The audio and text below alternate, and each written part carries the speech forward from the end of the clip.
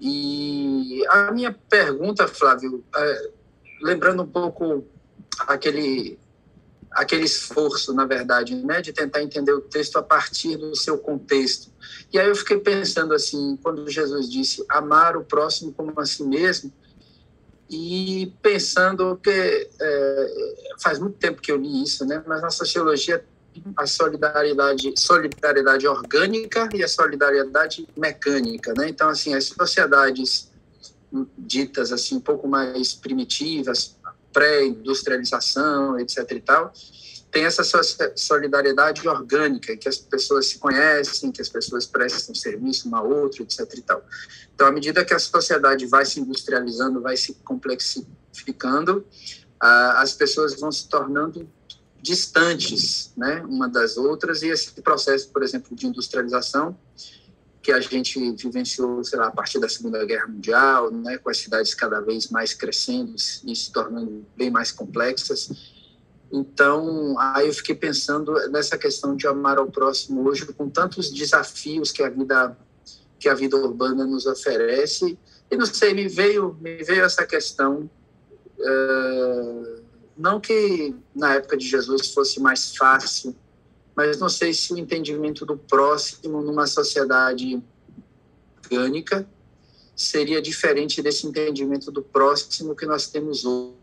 Porque a sensação que a gente tem vivendo numa sociedade, e aí, de novo, né?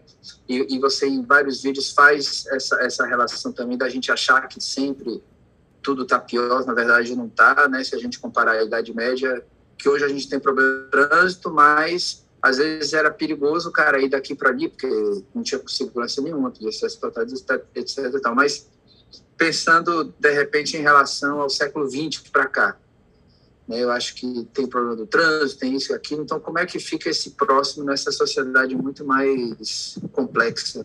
Em termos de relações, de teia de relações, né, e de organização social, de fato, a sociedade atual é muito mais complexa do que as sociedades do passado. É claro que nas sociedades do passado havia muito mais problemas, né, desafios, né, a gente às vezes distante historicamente, a gente fica pensando que romanticamente a respeito dessas sociedades, né? Mas as pessoas viviam o quê? 30, 35 anos, né? O rei Luís XIV, que era chamado Rei Sol, né? Que era comparado ao Sol, não tinha uma aspirina para dor de cabeça. Hoje, você pode não ter plano de saúde, mas até no SUS ou no Susto você tem aspirina, né? Então, a gente vive muito bem, muito melhor, né? Com todos os problemas que a gente tem hoje, a gente vive muito melhor do que há 200 a 300 anos, né? Problemas sociais. Você mesmo comentou aí algo que, de fato, por mais violência que a gente tem hoje, as pessoas eram assassinadas assim no deslocamento facilmente.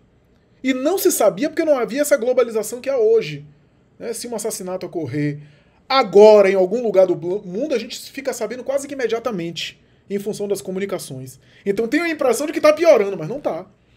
A quantidade de assassinatos, a quantidade de tragédias que aconteciam no passado, e que as pessoas ficavam sabendo, quando ficavam, semanas depois, quando chegava as notícias pelas embarcações marítimas, e assim por diante, né? Então, é claro que está ideal a sociedade de agora? Claro que não está. Né? Claro que ainda tem barbárie, claro que ainda tem primitivismo, etc. Mas também é porque aparece mais. Algo que no passado acontecia a miúde que não aparecia, que nem sempre era do conhecimento público, né? Por outro lado, nunca se pensou tanto em amor na Terra. Nunca se valorizou tanto o auxílio ao próximo como hoje. Nunca se pensou tanto no apoio aos necessitados, aos excluídos, etc. Mas, de fato, há complexidades. Há complexidades maiores. Há armadilhas atuais filosóficas e culturais que, em nome do amor, acabam transformando o amor em mercado, em mercadoria, em commodity. Hoje, em evidência das redes sociais, porque isso também produz de alguma forma sucesso e engajamento e benefícios, em nome do amor, em nome da solidariedade e assim por diante. Eu acho que a gente está sendo convidado hoje a uma caridade, que é uma caridade que vai além apenas da ajuda material. Ainda necessitamos da caridade material, porque ainda há necessitados materiais da terra. Chegará o tempo que não haverá pobreza material. Eu sempre falo isso, tenho insistido nisso. Chegará um tempo quando os governos da terra, as administrações da terra, não estou falando aqui do Brasil, estou falando do mundo inteiro, as administrações da terra forem melhor, chegará o tempo que não vai haver miséria. Né? Os espíritos dizem isso a Allan Kardec, né? Numa sociedade baseada na lei do Cristo, deveríamos ter vergonha de alguém morrer de fome nela. Os espíritos colocam isso no Livro dos Espíritos. Então, apesar da igualdade absoluta das riquezas ser uma fantasia para os espíritos, as teorias sociais de igualdade absoluta, de absoluta igualdade, os espíritos contradizem essa tese, em função de uma série de reflexões que não dá tempo aqui de a gente abordar, mas a fome, a miséria, as necessidades básicas são fruto do nosso atraso moral, do nosso desperdício, do nosso egoísmo, né? E chegará o tempo que não haverá essa necessidade material. E a gente está começando a treinar nisso. Mas qual é a caridade, qual é o amor que a gente está sendo convidado, Daniel? Um amor que é discreto. Porque hoje, praticamente, quando a gente faz a caridade, a gente quer gravar um vídeo para o YouTube que fez a caridade. Ou quer publicar pelo menos um story no Instagram, para pelo menos 24 horas a gente ter visibilidade. Ou então a caridade da palavra, a caridade de cuidado com o outro, a caridade da sutileza. Hoje é fácil você assassinar uma reputação pelo poder que existe nas redes sociais. É fácil você promover uma campanha de difamação em relação a alguém. Depois, para desfazer, outros 500, mas nunca é a mesma coisa. Nunca é a mesma coisa. Eu já comentei aqui sobre um filme dinamarquês, se não me falha a memória. O filme se chama A Caça. Vale a pena assistir. Um filme que, inclusive, o protagonista é seu colega de profissão, Daniel, um professor. E quando a gente olha uma criança que ficou um pouco chateada com o professor e aí inventou uma mentira, uma mentira séria, porque imagine um abuso sexual, e todo mundo começou a acreditar naquilo. E a própria diretora do colégio chamou a criança, e a criança começou a...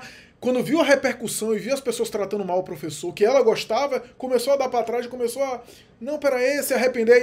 E aí a diretora diz, não, mas é normal uma criança que é abusada querer proteger o seu abusador, é normal você fazer isso, induzindo a criança. Chama a polícia também reproduz esse tipo de coisa. Enfim, a vida do cara ficou uma tragédia, inclusive era a filha do melhor amigo dele.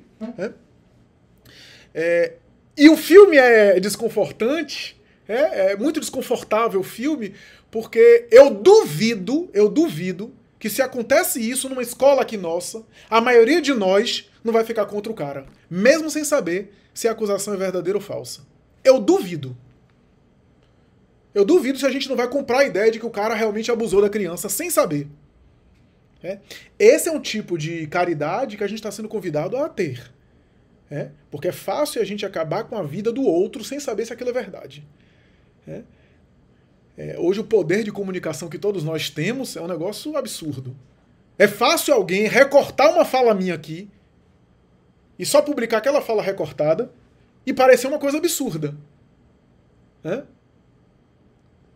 Até explicar, a maioria já achou que eu falei alguma besteira, alguma bobagem.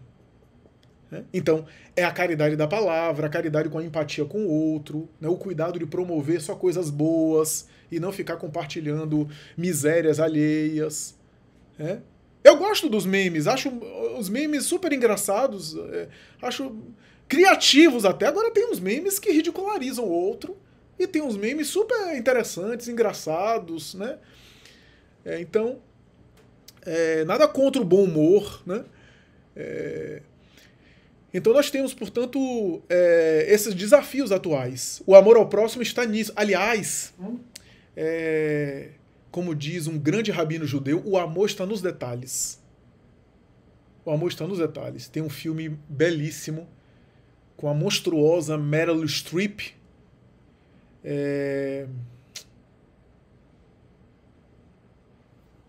As Pontes de Madison, com Clint Eastwood. Um filme clássico. Né? Ela se interessa por alguém que é fora do casamento. Ela tinha uma vida num casamento difícil. E tem uma fala dela em relação a ele. Porque assim, ela se interessou também por cara, ela imaginou, romantizou. O cara também era um bom vivant, o personagem de Clint Eastwood, né?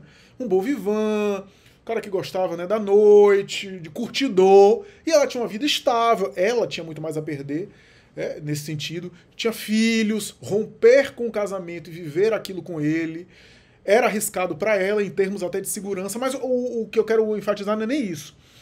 É que em determinado momento ela diz assim para ele: